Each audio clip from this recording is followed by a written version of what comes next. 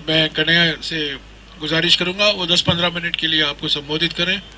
आप उसके बाद आपके सवाल होंगे और अंत में हम एक फिल्म रिलीज करने वाले हैं। हम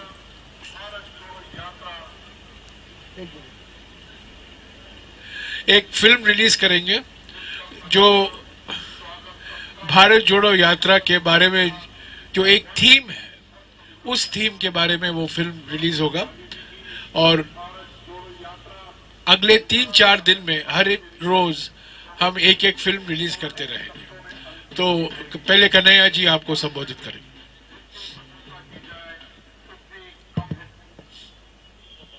सबसे पहले हम भारत जोड़ो यात्रा की तरफ से सभी यात्रियों की तरफ से, भारत यात्री, अतिथि यात्री, इंटर स्टेट यात्री, सिविल सोसाइटी के लोग और ऐसे भी बहुत सारे व्यक्ति हैं जो इस यात्रा में चल रहे हैं, जिनके पास किसी कैटेगरी का कोई पास नहीं है, लेकिन हौसला है चलने का और एक उम्मीद उनको भारत जोड़ो यात्रा में दिखती है। उन सभी यात्रियों की तरफ से आप सभी पत्रकार साथियों का हार्दिक स्वागत करते हैं और धन्यवाद देना चाहते हैं वीरों की भूमि राजस्थान को, खास करके जो यहाँ के लोगों का आतिथ्य सत्कार है, जो उनका एक मशहूर पंक्ति है, पधारो हमारे देश। उस आतिथ्य सत्कार का हम लोग ज़बरदस्त आनंद उठा रहे हैं और भारी संख्या में जब से यात्रा राजस्थान प्रवेश की है, लोग यात्रा से जुड़ रहे हैं। और ख़ास करके मैं उन लोगों के प्रति बहुत आभार व्यक्त करना चाहता हूँ जिन जिलों में हमारी यात्रा नहीं जा रही है, वहाँ से बड़े पैमाने पे लोग 400-400 किलोमीटर, 500-500 किलोमीटर चल करके आए हैं। ठंड में जो है आते हैं, रात को किसी तरह से रुकते हैं, फिर सुबह 6 बजे से यात्रा में शामिल होते हैं। उनके प्रति अपना आभार व्यक्त करता हूँ और राजस्थान की इस महान भूमि को नमन करते हुए कुछ बातें कहना चाहता हूँ। सबसे पहली बात तो ये कि आज डॉक्टर बाबा साहेब भीमराव अंबेडकर जी का महापरिनिर्वाण दिवस है और जब हम किसी व्यक्ति को, उसकी महानता को और उसके काम को याद करते हैं, तो मेरी राय में उस व्यक्ति के जो विचार हैं, जो सिद्धांत हैं, उनको अपने जीवन में उतारना, यही उस व्यक्ति के लिए सही श्रद्धांजलि है। उनके विचारों को आगे बढ़ाना। और यह जो भारत जोड़ो यात्रा है वो डॉक्टर बाबा साहब भीमराव अंबेडकर के विचारों से जुड़ा हुआ है, क्योंकि कहीं ना कहीं आपने सुना होगा, आपने यह बात नोट की होगी कि हम लोग कह रहे हैं कि इस देश में हिंदू मुसलमान की नहीं, संविधान की बात होगी। और हम संविधान की अगर बात करेंगे, जो हमारे संविधान की प्रस्तावना है, हम भारत के लोग भारत को एक प्रभुत्व संपन्न, समाजवादी, धर्मनिरपेक्ष, लोकतांत्रिक गणराज्य जब बोलते हैं, इसका मतलब होता है कि शीर्ष पर बैठे हुए व्यक्ति का चुनाव इस देश के आम लोगों के द्वारा होगा। और ये जो भावना है प्रस्तावना की, इसी भावना से यह भाव पैदा होता है कि हम इस देश को नफरत की आग में नहीं जलने देंगे। जब हम कहते हैं हम भारत के लोग, तो हम ये नहीं कहते हैं कि हम हिंदू, हम मुसलमान, हम सिख, हम ईसाई।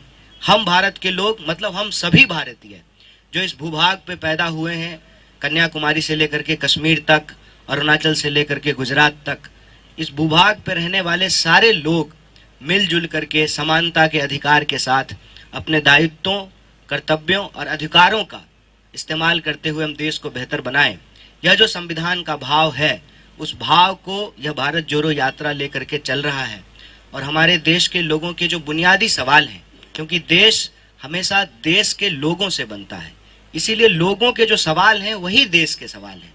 ऐसा नहीं हो सकता है कि लोग के सवाल अलग होंगे और देश का सवाल अलग होगा।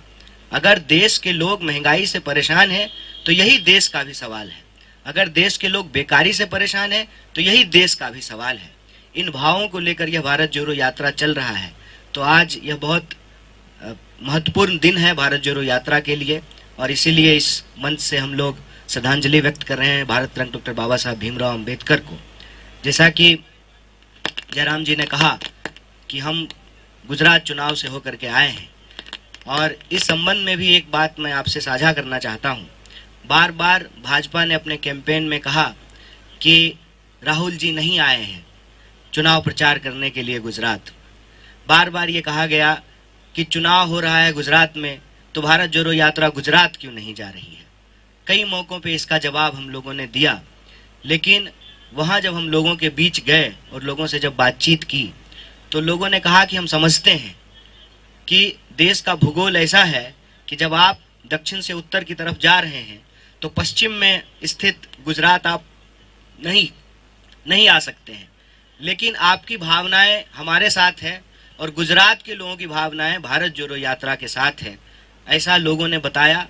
और उसी बिहाफ पे हम लोग भी गुजरात चुनाव में बार बार ये कह रहे थे कि भले हम नहीं आए हैं, यात्रा भले नहीं आई है, राहुल जी कम आ पाए हैं, लेकिन गुजरात के लोगों का सवाल भारत जोड़ो यात्रा में बार बार उठाई जा रही है, क्योंकि गुजरात के लोग भी बढ़ती हुई बेतहाशा महंगाई से परेशान हैं, बेकारी से परेशान हैं। और नौजवानों की हालत ये है कि 22 बार वहाँ पे प्रश्न पत्र लीक हो चुके हैं, चाहे आपको +2 का प्रश्न पत्र हो या किसी नौकरी का प्रश्न पत्र हो, बार बार वहाँ पे प्रश्न पत्र लीक हो रहे हैं। किसानों की हालत वहाँ भी ऐसी है कि उनको उनके फसल का उचित दाम नहीं मिल रहा है। छोटे छोटे जो उद्योग धंधे हैं, जीएसटी और नोटबंदी के चलते उस पर बहुत गहरा बुरा प्रभाव पड़ा है। तो ये सारे सवाल जो गुजरात के लोगों के हैं वो भारत जोड़ो यात्रा में भी उठाया जा रहा है।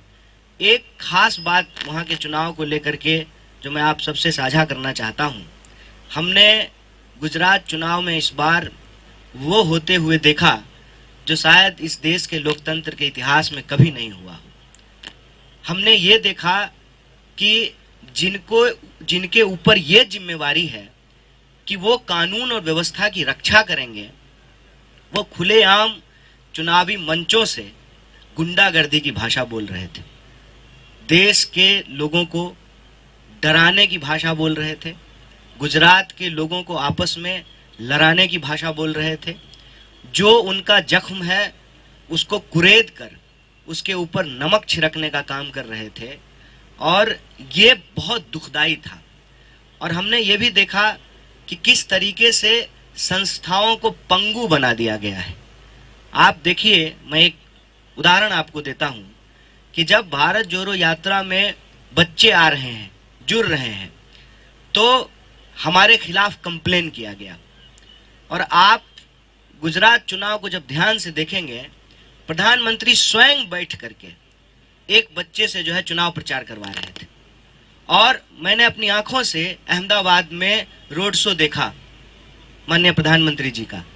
उस रोड शो में स्कूल के बच्चे स्कूल का ड्रेस पहने हुए हैं, उसके साथ जो है उनके शिक्षक भी खड़े हैं। उनको ये कहा गया कि आपको भीड़ जुटाना है, आपको भीड़ लेकर के आनी है। तो ये जो दोहरा रवैया है कि हमारे कार्यक्रम में बच्चों के माँ बाप अपने बच्चों को लेकर के आ रहे हैं, तब आप हमसे सवाल पूछ रहे हैं, हमारे खिलाफ कंप्लेन कर रहे हैं, और चुनाव प्रचार के दौरान खुलेआम जो लोग सत्ता पे बैठे हुए हैं उनके द्वारा बच्चों का इस्तेमाल किया जा रहा है, उस पर कोई कार्रवाई नहीं हो रही है। और जहाँ तक भाषा का सवाल है, बात का बतंगड़ बनाया गया हमारे अध्यक्ष जी की जो है बातों का। और आप भाजपा नेताओं की भाषा देखिए कि किस तरह का भाषा का इस्तेमाल किया गया। जब आप कहते हैं कि सबक सिखा देंगे, हमने सबक सिखा दिया, अब जो है कोई कर्फ्यू नहीं होता है, ये अपने आप में एक बहुत दुखद और चिंताजनक स्थिति है। अगर इस तरह से ही संस्थाएं काम करती रही तो ये देश के लिए एक गंभीर सवाल है कि हम लोकतंत्र को आगे कैसे लेकर के जाएंगे। क्योंकि लोकतंत्र को बचाने वाली जो संस्थाएं हैं वो इस तरीके से अगर काम करेगी तो फिर क्या होगा। आप देखिए, या तो आप ये नियम ही बना दीजिए कि चुनाव जिस दिन हो रहा है उस दिन भी प्रचार होगा, अन्यथा प्रधानमंत्री वोटिंग के दिन उनके जो है रोड शो में झंडे लेकर के लोग चल रहे हैं और वो जानबूझ करके रोड शो निकालते हैं ताकि मतदाताओं के मस्तिष्क पे जो है एक असर डाला जा सके। चुनाव प्रचार का एक तरीका बन गया है और इस पर जो है इसी कोई कार्रवाई नहीं करती है। और ये जो प्रक्रिया से संबंधित बातें मैं आपको बता रहा हूँ, उससे ज़्यादा चिंताजनक हालत ये है कि जब आम लोगों से बात कर रहे थे तो उन्होंने कहा कि हम बहुत खुश हैं कि इस देश में एक भारत जोड़ो यात्रा चल रही है जिसमें हमारे सवाल उठाए जा रहे हैं। रोजी रोटी, कपड़ा, मकान, शिक्षा, स्वास्थ्य, सड़क, बिजली, पानी के मुद्दे उठाए जा रहे हैं। भारत जोड़ो यात्रा में हम बार बार कह रहे हैं कि नफरत अगर फैलेगी, गुस्सा फैलेगा तो लोगों के जो असली सवाल हैं वो गुमराह हो जाएंगे, और लोगों का असली सवाल है महंगाई और बेरोजगारी। उसी तरह से वहाँ के लोगों ने भी बताया कि देखिए, हमारे राज्य में चुनाव हो रहा है और हमारे मुद्दों पर चर्चा ही नहीं हो रही है। कुपोषण के मामले में गुजरात की स्थिति अच्छी नहीं है, और दुखद स्थिति यह है कि जिनका खुद का परफॉर्मेंस अच्छा नहीं है उन चीफ मिनिस्टर्स को गुजरात बुलाया गया है कि आप आकर के हमारे यहाँ कैंपेन कीजिए। आप ये बताइए कि अगर 27 साल में भाजपा ने वहाँ विकास किया है तो वो विकास दिखा करके क्यों नहीं वोट मांग रहे हैं? 50 से ज्यादा जो है एमएलए के टिकट काटे गए। इसका मतलब वो लोग ठीक से काम नहीं कर रहे थे। अगर ठीक से काम कर रहे थे तो फिर उनका टिकट क्यों काटा गया? चीफ मिनिस्टर्स ऐसे बदले जा रहे हैं जैसे कपड़े बदले जाते हैं। ये जो स्थिति थी उस पे लोगों ने गहरी चिंता व्यक्त की है। परिणाम कल परसों में आ जाएगा, लेकिन ये जो पूरा का पूरा वस्तु स्थिति है, उस वस्तु स्थिति को भारत जोड़ो यात्रा बहुत गंभीरता से लेती है, और हम संवैधानिक संस्थाओं को भी बचाएंगे, हम संविधान की भी रक्षा करेंगे, और इस देश के लोगों को आपस में जोड़ कर रखते हुए, बार बार कहते हैं कि जमीन से जुड़ा हुआ है, देश जुड़ा हुआ है, लेकिन देश के लोगों से बनता है, इसलिए लोगों को भी जोड़ के रखना है। उनकी पहचान के आधार पर उनके साथ कोई भेदभाव नहीं होगा। इसके लिए भारत जोड़ो यात्रा कृत संकल्प है, और लोगों के जो बुनियादी सवाल हैं, महंगाई का सवाल, बेकारी का सवाल, टूटती हुई अर्थव्यवस्था का सवाल, और इस देश के अंदर जो आम लोगों की सुरक्षा है, उन सुरक्षा के सवालों को भारत जोड़ो यात्रा अपनी यात्रा के दौरान लोगों से बातचीत करते हुए, लोगों की राय लेते हुए, अपनी ना सुनाते हुए, लोगों की सुनते हुए आगे बढ़ रहा है। और मुझे पूरा भरोसा है कि जितने तरह का एप्रीहेंशंस लोग पहले उठा रहे थे जब हम विंध्याचल के उस तरफ थे, अब हम विंध्याचल के इस तरफ आ गए हैं, वो सारे एप्रीहेंशंस टूट रहे हैं। कई सारे पत्रकार साथी यहाँ हैं जो पूछते थे कि नॉर्थ में क्या होगा। हम बार बार कहते थे जब साउथ में अच्छा है ना तो नॉर्थ में भी अच्छा ही होगा, क्योंकि हम साउथ और नॉर्थ को जोड़ने के लिए निकले हैं। जब आपकी भावना पवित्र होती है, जब आपका भाव पवित्र होता है, तो आपके साथ जो है परिणाम भी पवित्र होते हैं, सुंदर होते हैं, और उसी सुंदर परिणाम को लेकर के हम लोग आगे बढ़ रहे हैं।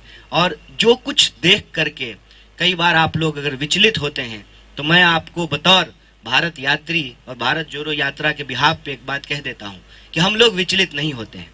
जैसे कल एक क्लिप जो है वो बहुत घूम रहा था कि कुछ नौजवान अपनी छत पे खड़ा होकर के मोदी मोदी कह रहे थे।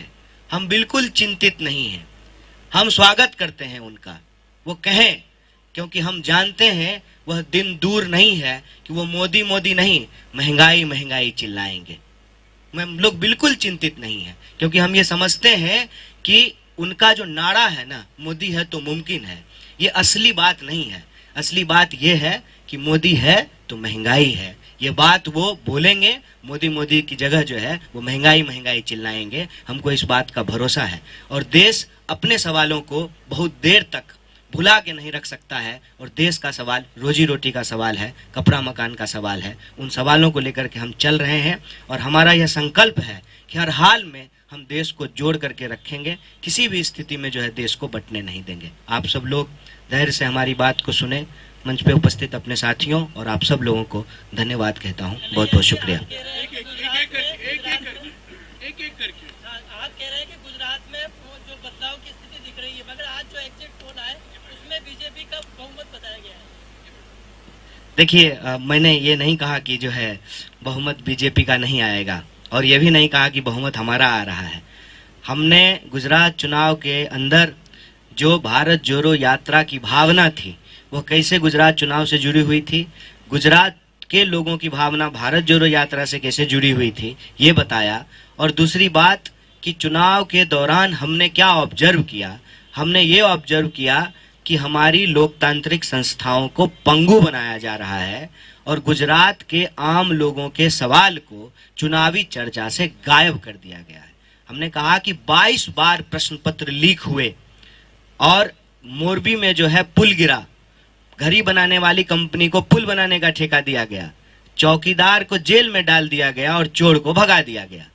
ये सवाल राजनीतिक विमर्श से गायब कर दिए गए। हमने ये बात कही, अगर आप जीतने को ही मानते हैं कि हर चीज का आधार है और कोई अगर चुनाव जीत गया है तो वह पूरी तरह से सही है, तो मैं समझता हूं कि ये सही और गलत का देखने का सही नजरिया नहीं है। कई बार गलत करते हुए भी लोग जीत जाते हैं, लेकिन अंततः जो है ना सही पे आना पड़ता है। और चुनाव के अंक गणितीय परिणाम क्या होंगे मैं उस पे नहीं जा रहा हूं, लेकिन जो भावनात्मक वस्तु स्थिति है और जो संवैधानिक स्थिति है मैं उस पे चर्चा कर रहा था। एक मिनट। एग्जिट पोल की एग्जिट होने का समय आ चुका है। 2018 के मैं आपको याद दिलाना चाहता हूं, 2018 में मध्य प्रदेश, छत्तीसगढ़ और राजस्थान के बारे में एग्जिट पोल क्या कहे थे। तो ये एग्जिट पोल के आधार पर जो आप सवाल उठा रहे हैं ये उचित नहीं है। ये एग्जिट पोल है और हम जानते हैं कैसे ये किए जाते हैं, किनके प्रभाव से किए जाते हैं और क्यों कराया जाता है। तो एग्जिट पोल के आधार पर यह कहना कि बीजेपी को भारी बहुमत मिल रही है, मैं समझता हूं, मैं इन एग्जिट पोल पर कुछ विश्वास नहीं रखता हूं।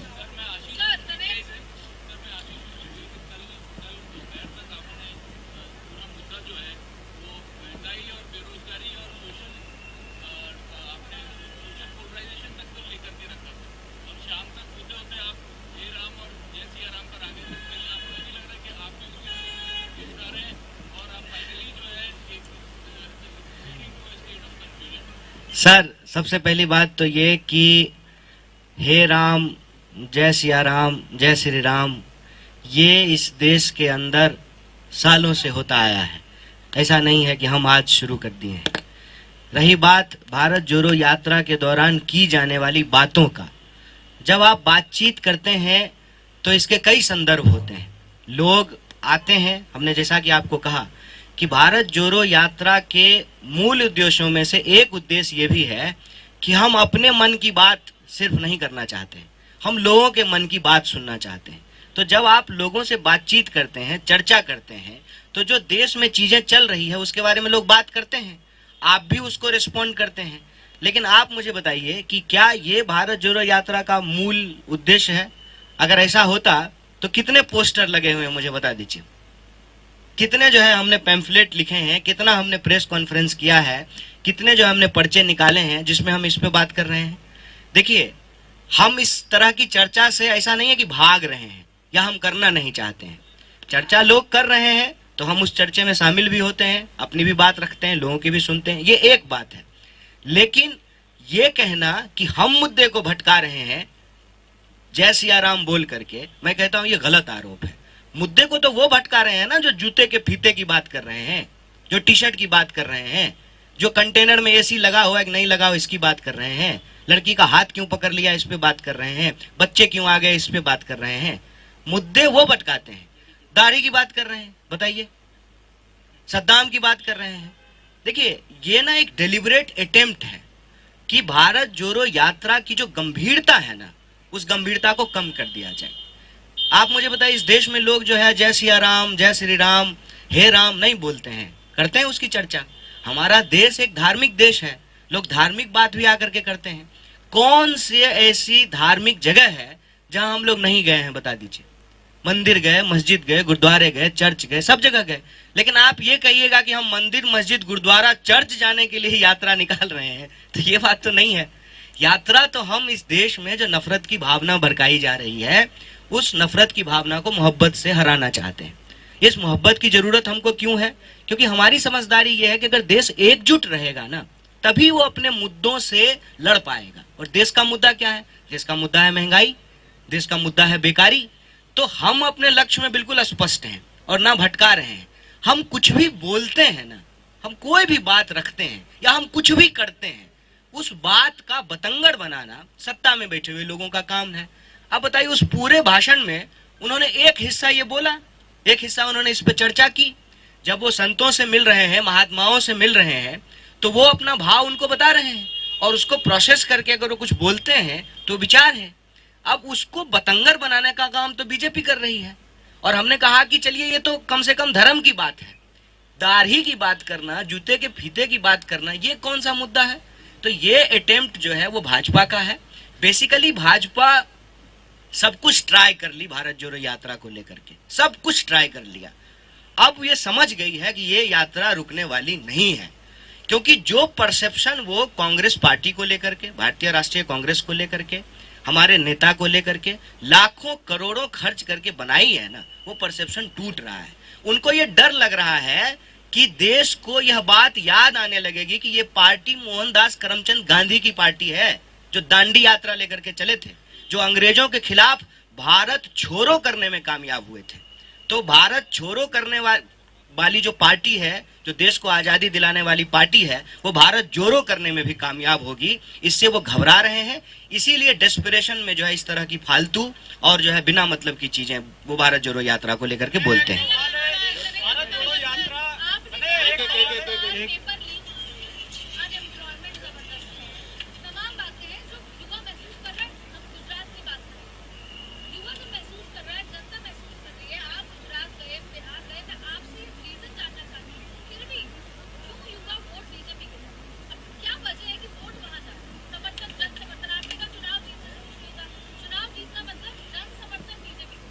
एक बात बताइए मैडम, 40% वोट आया था कांग्रेस को, वो वोट नहीं है?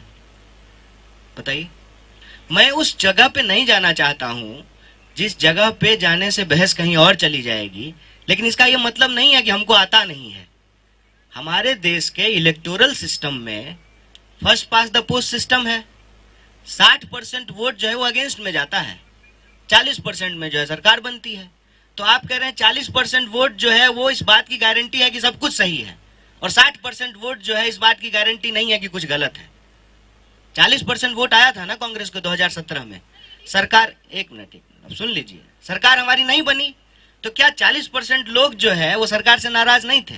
और एक बात बताइए, 31% वोट लेकर के इतना ह्यूज मेजोरिटी से सरकार बनी हुई है, तो बाकी जो 69% लोग हैं उनका कोई मतलब नहीं है। देखिए, हम ना इस देश में पॉलिटिकल डिस्कोर्स को इलेक्टोरल विक्ट्री पे रिड्यूस ना करें।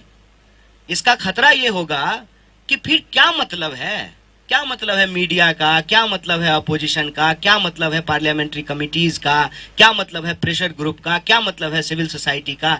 ये बात हमारी जुबान पे डाल दी गई है। We have to be very careful.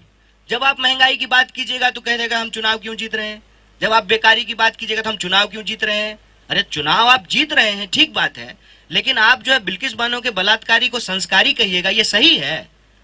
ये सही है तो जो चुनाव जीते हैं वो जाएं और अपनी ही बेटी से पूछें कि हमने बलात्कारी को संस्कारी बोल करके आया है, ये सही है? सही को सही, सही गलत को गलत कहना पड़ेगा। चुनाव जीतना हारना एक प्रोसेस है, एक प्रक्रिया है, उससे सारी चीजें सही हो जाती है। ऐसा तो नहीं है फिर तो जहां हम चुनाव जीते हुए हैं वहां हमारी कोई गलती ही नहीं है। हम भी तो 2 राज्य में सरकार चला रहे हैं, सरकार कुछ तो गलती कर रही होगी, कुछ तो गलती हो रही होगी उनसे।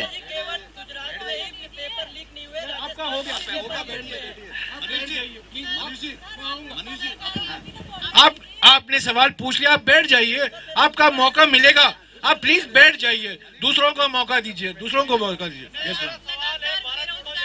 एक मिनट, वो पूछ रही है, थोड़ा आराम से पूछिए, कुछ नियम के अनुसार ये चलाएं प्लीज।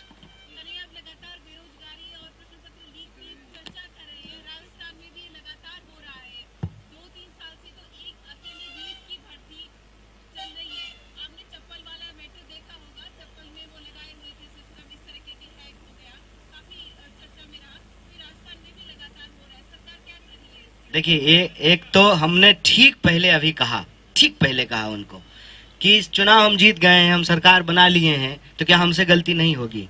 हमने अभी कहा ना इस बात को। देखिए, एक बात समझिए, हम लोग भारत जोड़ो यात्रा में इस देश के भीतर उन नैतिकताओं को पुनर्स्थापित करने की कोशिश करते हैं जिससे हमारा देश बनता है। और वो नैतिकता ये है कि अगर गलती हमारी भी है ना तो हम मानेंगे, माफी मांग लेने में कोई बुराई नहीं होती है। गलती हम स्वीकार नहीं करेंगे तो उसको ठीक कैसे करेंगे? देखिए, मैं आ रहा हूं, मैं आपके ही सवाल का जवाब दे रहा हूं। आप डेस्परेट मत होइए, मैं बार बार कह, ना मैं टिपिकल लीडर हूं ना आप टिपिकल पत्रकार होइए, क्योंकि ये टिपिकल लीडर और पत्रकार जी हमको यहाँ पहुंचा करके खड़ा कर दिए हैं। मैं आपके सवाल का जवाब दे रहा हूँ। गलतियां अगर हुई है या हो रही है उसको डिफेंड नहीं करेंगे, उसको मानेंगे। एक बात एकदम दिमाग में डाल लीजिए। और दूसरी बात कि हम उस स्थिति में नहीं हैं और ना हम रहना चाहते हैं कि हमसे अगर कोई गलती होगी तो उसको ठीक नहीं करेंगे, हमको ठीक करना पड़ेगा। मैं गुजरात चुनाव गया और ये दो बात मैं बार बार बोल रहा था कि ओल्ड पेंशन स्कीम जो है वो राजस्थान में लागू हुआ ना, जो संविदा कर्मी थे उनको परमानेंट किया गया ना। मैं सरकार का प्रवक्ता नहीं हूं, लेकिन अगर मैं होता ना सरकार का प्रवक्ता तो मैं आपको सीधे जवाब दे देता कि प्रश्न पत्र लीक करने वाले लोगों के ऊपर कार्रवाई होगी और बेरोजगारी का जो महंगाई का सवाल है उस पर सरकार जो है उत्तरदायित्व से काम करेगा। मैं हूं नहीं, जब आएंगे तो पूछ लीजिएगा, लेकिन मैं अपने आत्मविश्वास से, कम भारत जोड़ो यात्रा ने जो हमको ये आत्मविश्वास दिया है, और एक भारत यात्री होने के नाते मैं इतना आपको जरूर कह सकता हूँ, प्रवक्ता होंगे उनसे पूछ लीजिएगा, बाकी सीनियर लीडर हैं वो जवाब दे देंगे, लेकिन गलत को हम लोग डिफेंड नहीं करेंगे। रुकिए मनीष जी, मनीष एबीपी।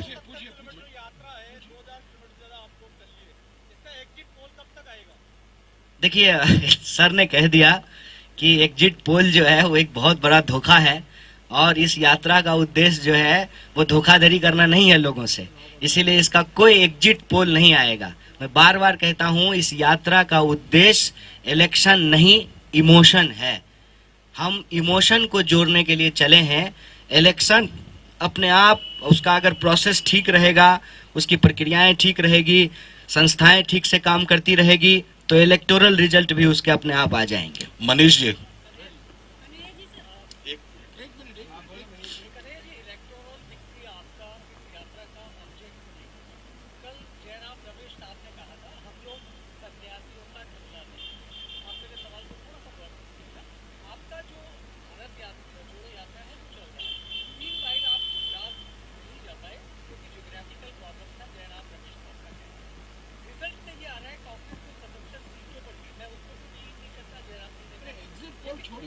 आप अपना सवाल करिए, एग्जिट पोल छोड़िए, उसी के आधार पर आप प्रेस कॉन्फ्रेंस चला रहे हैं। 26 जनवरी से भारत जोड़ो यात्रा खत्म होने के बाद आप हाथ से हाथ जोड़ो, तब तक कर्नाटक का चुनाव, उसके बाद 3 राज्यों के जब चुनाव आएंगे तो भारत जोड़ो यात्रा का अगला चरण।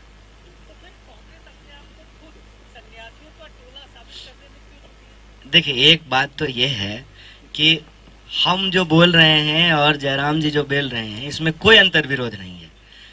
आपने जो सवाल पूछा ना, उसको बड़ी खूबसूरती से जो है पॉलिटिकल को इलेक्टोरल बना दिए।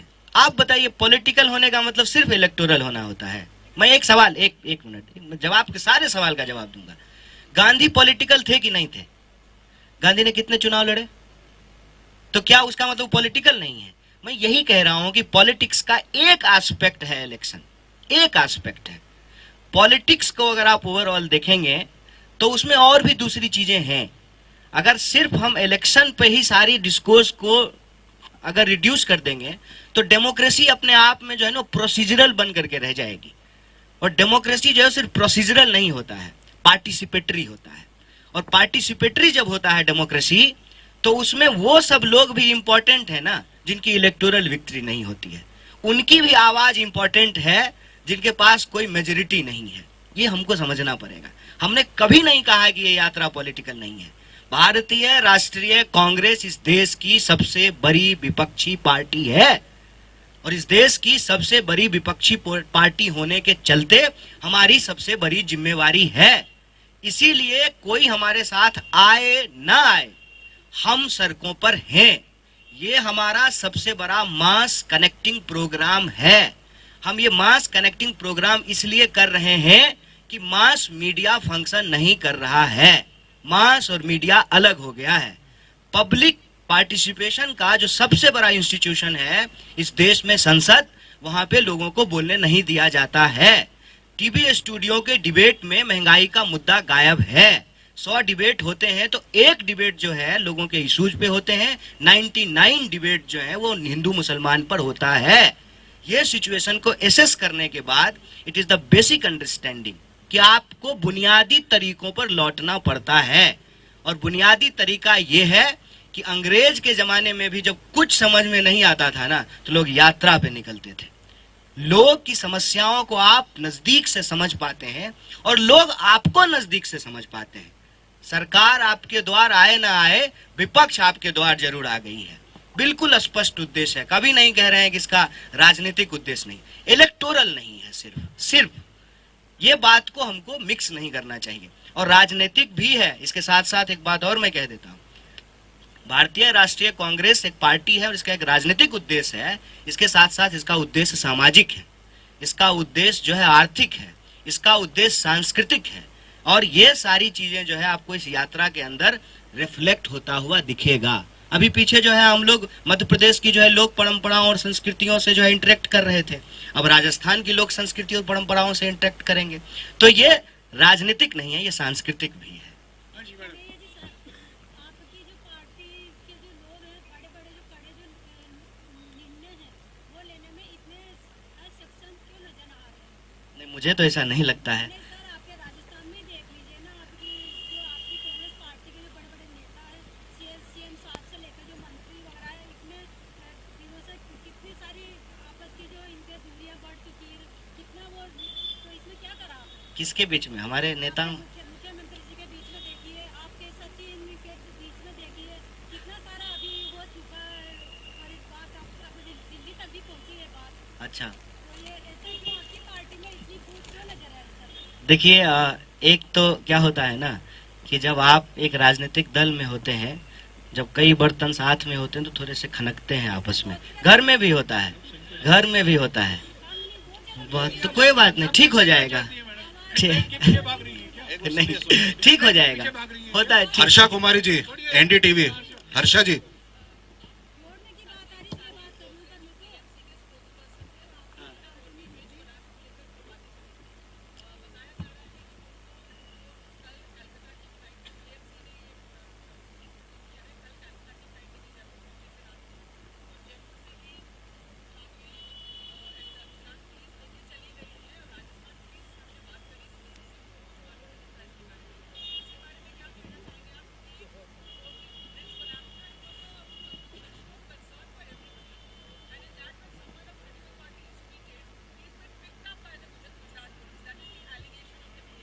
See, this is the modus operandi, na? We have been watching this since a long time. I would like to remind you कि जिग्नेश मेवानी इलेक्टेड रिप्रेजेंटेटिव गुजरात के जीते हुए एमएलए को रात को सर्किट हाउस से, सरकारी जगह से जो है, असम की पुलिस आई और उठा करके लेकर के गई। ये तो मॉडस ऑपरेंडी बन गया है। ये इसी को कहते हैं ना डर की राजनीति। इसीलिए तो हमारे राहुल गांधी बार बार कह रहे हैं कि डरो मत, कितने लोगों को जेल में डाल देंगे। ये मॉडस ऑपरेंडी बन गया है कि आप कुछ भी बोलने और लिखने से पहले सेल्फ सेंसर करना शुरू कर देते हैं खुद को। आप सच नहीं जो है बोलने से घबराते हैं, क्योंकि आपको लगता है कि आपको लीगल फ्रेमवर्क में फंसा करके जो है आपको उलझाया जाएगा, परेशान किया जाएगा, तो आप बोलना नहीं चाहते।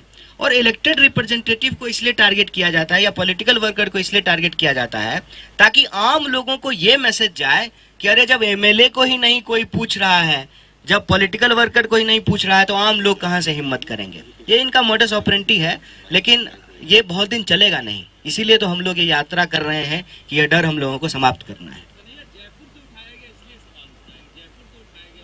तो कहीं से भी उठाया जा सकता है। मैंने क्या गहलोत साहब देश के गृह मंत्री हो गए हैं क्या? राजस्थान के मुख्यमंत्री तो हैं। और जो है एक जो है संघीय ढांचा है, आप उसका आप कैसे कई पूरा जहां पे बताइए नॉन बीजेपी स्टेट है, पिछले कई साल से रो रहे हैं सेंटर के सामने कि जीएसटी का पैसा दे दो, जीएसटी का पैसा दे दो। देश में उनके पास जो है सरकार है और जो है केंद्र सरकार के पास जो है ज्यादा पावर है, वो कई तरह से जो इसका इस्तेमाल करते हैं। तो ये कोई नई बात नहीं है। आप देखिए, ये परसेप्शन मेकिंग में मैं भी हेल्प करे कि कांग्रेस भी वैसी ही है, लेकिन ये सच्चाई नहीं है। और कोई सवाल? I think it's time to end the press conference now. अच्छा, एक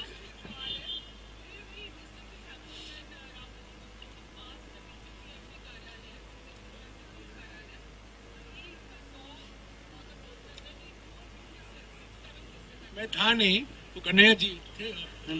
मैं था नहीं, मैं आगे था, पर वो उनका स्टाइल है। जेडीएस के एक एमएलए आए थे कर्नाटक में, उनका स्वागत किया गया। कुछ वामपंथी के कार्यकर्ता आए थे केरला में, उनका भी स्वागत राहुल जी ने किया। एक आरएसएस कार्यकर्ता आए थे मध्य प्रदेश में, उनका भी स्वागत हुआ। तो इसमें कोई, मैं समझता हूँ उनका स्टाइल है, सब लोग आए, हाँ, वेविंग ब्लोइंग, ये तो उनका स्टाइल है, ये एक व्यक्तिगत रवैया उनका। इसमें कोई राजनीतिक संदेशा मत पढ़िए। आप लोग सब या तो चुनावी प्रक्रिया के बारे में पूछेंगे या इसका पॉलिटिकल मैसेज क्या है, कोई पॉलिटिकल मैसेज नहीं। अभी तक जहां से आपने यात्रा शुरू करी, सारे स्टेट्स में नॉन कांग्रेस की गवर्नमेंट रही है। हाँ, राजस्थान में कांग्रेस की सरकार है, वहाँ स्टेट में राजस्थान में आपको क्या फर्क नजर आ रहा है? करोड़ों रुपए संसाधन सरकारी तंत्र का दुरुपयोग करके खर्चा किया जा रहा है यात्रा के लिए। पहली बात तो यह है कि 7 राज्यों में तमिलनाडु को छोड़कर, यानी कि 6 राज्यों में, केरला, कर्नाटका, आंध्रा, तेलंगाना, महाराष्ट्र और मध्य प्रदेश भारत जोड़ो यात्रा के सामने कई बाधाएं लगाएंगे सरकार की ओर से, पुलिस की ओर से। रोज पुलिस और पत्रकारों के बीच में तू मैं हुआ करता था। रोज कुछ ना कुछ हमारी परेशानी हुआ करती थी पुलिस अधिकारियों से, और ये ऊपर से संदेशा आता था कि हैरेसमेंट करो भारत जोड़ो यात्रा। मध्य प्रदेश में हुआ, महाराष्ट्र में भी हुआ। तो ये जो हम बाधाएं का सामना हम करते, राजस्थान में हम नहीं करते। 2 दिन ही हुए हैं, दूसरा दिन है, पर वो सरकार की ओर से कोई ऑब्स्ट्रक्शन नहीं है भारत जोड़ो यात्रा का। दूसरी बात, मैंने कल कहा कि महाराष्ट्र के बाद और मध्य प्रदेश के बाद सड़कों पर चलना खतरनाक नहीं है।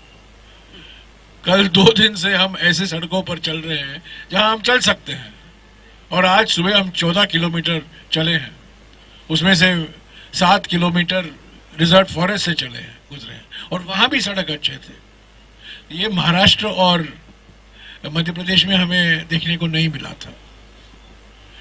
तीसरी बात, और ये उन राज्यों के पक्ष में है कि हम सरकार में नहीं है उन राज्यों में, पर उसके बावजूद कांग्रेस कार्यकर्ता सक्रिय थे, उसके बावजूद कांग्रेस कार्यकर्ता में उत्साह थी। यहां भी है, पर जहां मैं महाराष्ट्र का मिसाल लेना चाहता हूं, महाराष्ट्र में हम नंबर 4 पोजीशन में हैं, 4थे नंबर पर हैं हम। अगर आप वोट शेयर या सीट के आधार पर देखें तो हम 4थे नंबर पर हैं, पर 4थे नंबर होने के बावजूद महाराष्ट्र में, कन्हैया जी भी इसको समर्थन देंगे, जो उत्साह हमें देखने को मिला कांग्रेस पार्टी संगठन में और कांग्रेस कार्यकर्ताओं में, खास तौर से युवा कार्यकर्ताओं में, मैं समझता हूं वो हमें पहले कभी नहीं देखा था। और यही एक कारण है कि महाराष्ट्र जैसे राज्य में और मध्य प्रदेश, उसके बाद भारत जोड़ो यात्रा की सफलता सभी लोगों ने देखा, सभी लोगों ने महसूस किया। राजस्थान में हमारी सरकार है, पर हमारे कार्यकर्ता आ रहे हैं, संगठन मोबिलाइज कर रहा है। और कल शाम को जब हम झालावाड़ पहुंचे, कल शाम को करीब 12 किलोमीटर का स्ट्रेच था, मैं विश्वास के साथ कह सकता हूं कि 89 दिनों में हमने इतना भारी मोबिलाइजेशन नहीं देखा जनता का जितना कि हम कल देखे थे।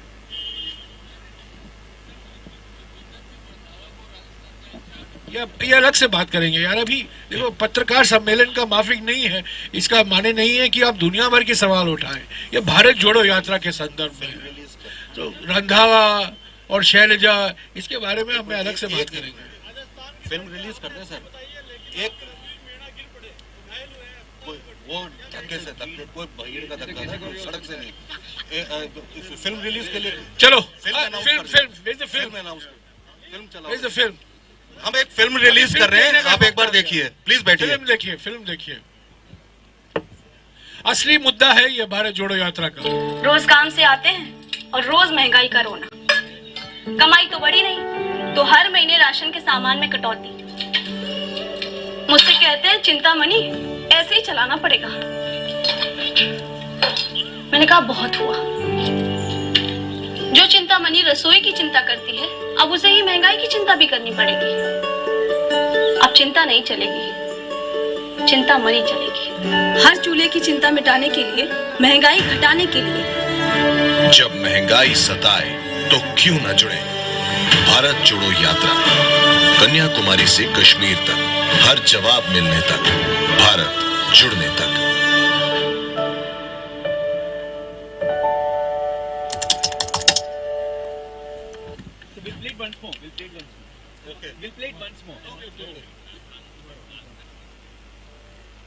रोज काम से आते हैं और रोज महंगाई का रोना। कमाई तो बढ़ी नहीं, तो हर महीने राशन के सामान में कटौती। मुझसे कहते हैं चिंतामणि ऐसे ही चलाना पड़ेगा। मैंने कहा बहुत हुआ। जो चिंतामणि रसोई की चिंता करती है, अब उसे ही महंगाई की चिंता भी करनी पड़ेगी।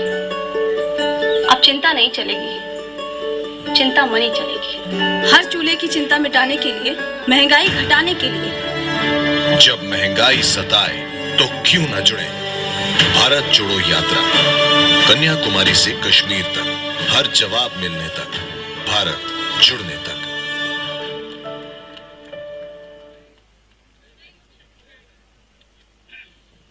और भी फिल्म है। Are we releasing one tomorrow? After 2-3 days. शुक्रिया। Huh? Yeah. Are we going to send it to everybody? We have a WhatsApp group or something. Yeah, we will send it to everybody. ये महंगाई पर एक है, बेरोजगारी पर एक है, GST पर एक है, और जो आर्थिक मुद्दे हैं उसके ऊपर।